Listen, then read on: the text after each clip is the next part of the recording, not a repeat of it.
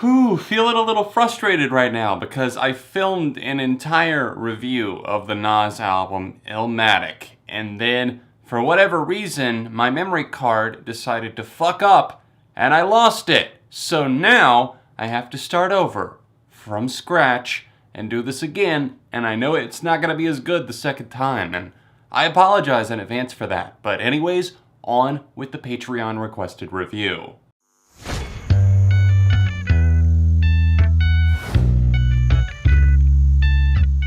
What's up everyone, John from ARTV. It's time for a Patreon requested throwback review to the debut album by New York rapper Nas. It's Illmatic. Thank you so much to Sean for making this possible. He's my Patreon supporter that brought this to light. And if you want to request an album or any other video for me to review, check out the top link down below. 1994 was a very different time in the world of rap and hip-hop music. And at this time, lyrics were once again kind of fading into being not the most important thing when it came to rap and hip-hop. And it was something that in the late 80s, sure, it definitely had its heyday, but the rapper Nas is often credited with bringing lyrics back to hip-hop. The way he did that was through a very poetic sense. He had all of these rhymes and all of these schemes and just this very visceral, down-to-earth, raw look into urban life and just what he dealt with on the streets of New York growing up and just really being at where he was now. I think that Nas was also really credited with just bringing this point of view to the mainstream, because it's not the fact that Nas sold out with Illmatic and he made something that was very mainstream friendly. Instead, he used a lot of sampling and a lot of these really chill flows, but often very aggressive ones too in terms of what he was actually saying, to really just give a perspective of something different. And for whatever reason, it caught on with the mainstream audience. Now, Nas unfortunately found himself in a predicament after this, as his manager and the record label, Columbia, really pressured him into changing his sound into something a little bit more mainstream friendly. But his album Illmatic really sits so much higher above anything else he ever crafted. And that's a shame, because it's rare that an album comes out and has such an impact. I mean, just look at anybody in East Coast hip-hop or just the rap game in general. People are going to credit this album and say, Illmatic is one of those that influenced me. But the problem with unintentionally making your best effort first is that after that, it's inevitable that people are going to be let down and disappointed. And I'd really just be lying if I said I wasn't in that same ship as everybody else that says Illmatic is the best Nas album. But we're not here to discuss the rise, the fall, the potential plateauing of Nas. We're here to talk about Illmatic, a definite classic in the world of rap and hip-hop.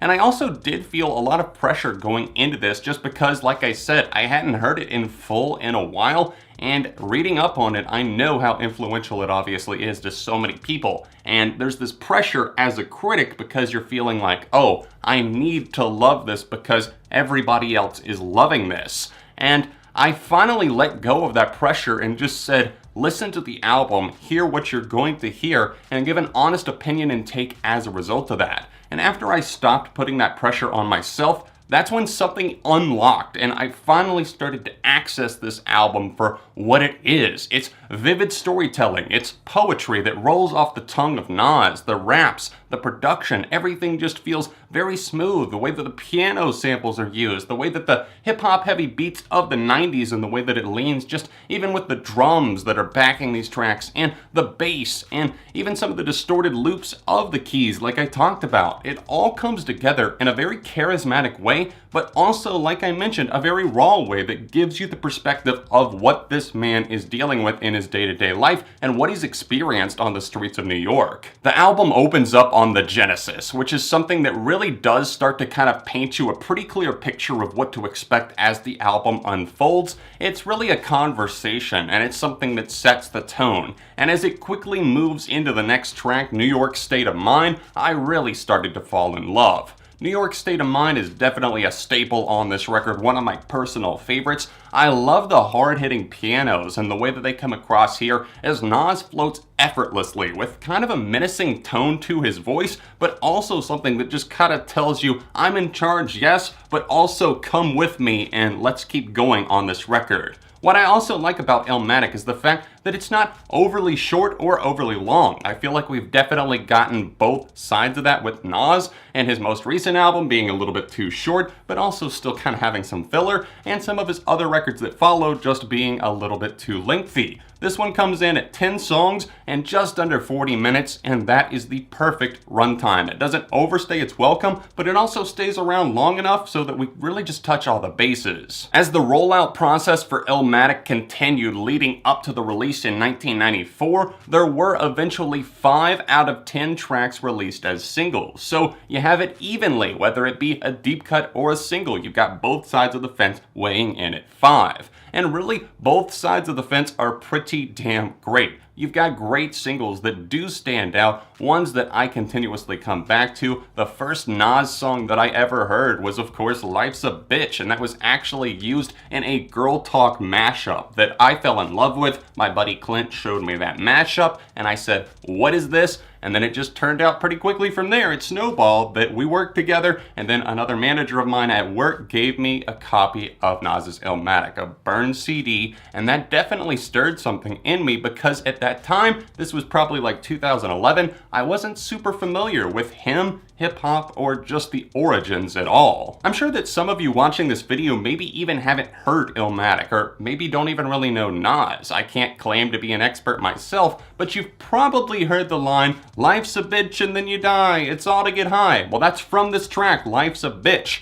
And that's not just a one-liner. This whole track has an impeccable flow to it, and it's something that does have a lot of backbone and kind of a vivacious spirit, and that just bleeds into the other tracks here. So if you hear that one and you like that, you're going to like the rest of Illmatic. Personal favorites of mine are scattered all throughout the track listing, whether it be the final track, It Ain't Hard to Tell, which definitely kind of sums things up. It has kind of a nice, almost cinematic tone to it that comes right out of Represent, which is a great track that really just showed that Nas was really just writing for his community. He was putting them on the charts, he was putting them on the map, he was giving shout outs all throughout this song. So it was definitely hard to call him a sellout, at least at this point, because he was still giving credit where credit was due. The streets that made him, broke him, and got him to the starlight. Now on this track, obviously, you've got a lot of great shout-outs, and then that flows into It Ain't Hard to Tell, but there's also other moments that show Nas's huge potential that really could just be something special, and a huge favorite of mine personally is Memory Lane, Sittin' in the Park. Not to say that as a whole, Illmatic is super aggressive or confrontational in your face, but there are some tracks that do that. I just feel like Memory Lane is kind of an ode to childhood and to growing up in a way, and the pianos just feel very spry and nimble on this one. And the way that he flows feels a little bit more effervescent, like he's having a good time doing it. Not like he's not having a good time on the other tracks, but he just seems happy here. So I like that nice change of pace. Now to contrast that, there's other songs that I absolutely do love, one of those being The World Is Yours, which no, isn't a sample of a Wu-Tang Clan song like I originally thought. I think there is a bit of misconception there. It was originally by Tila Rock, and I did not know that. I think I had heard traces of the song by the Wu-Tang Clan over time, and then of course Drake did the Wu-Tang Forever song, which he famously kind of said, "It's yours,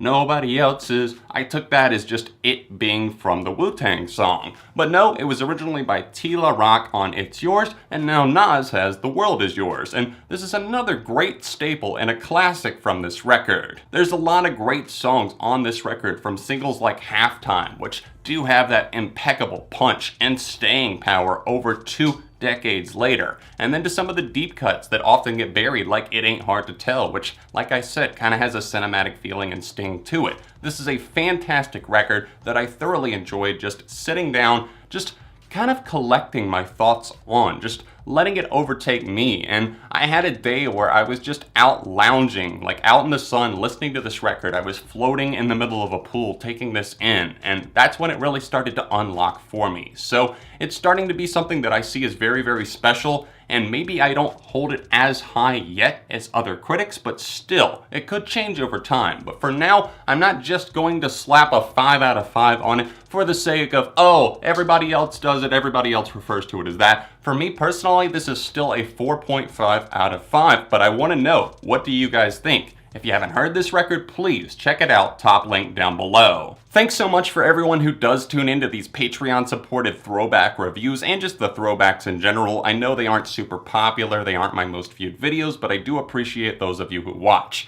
If you do want to support on Patreon and request a video, then please click the top link down below or else the annotation in the corner. You can see a couple of recent reviews right here, and other than that, I'll see you soon for more on ARTV.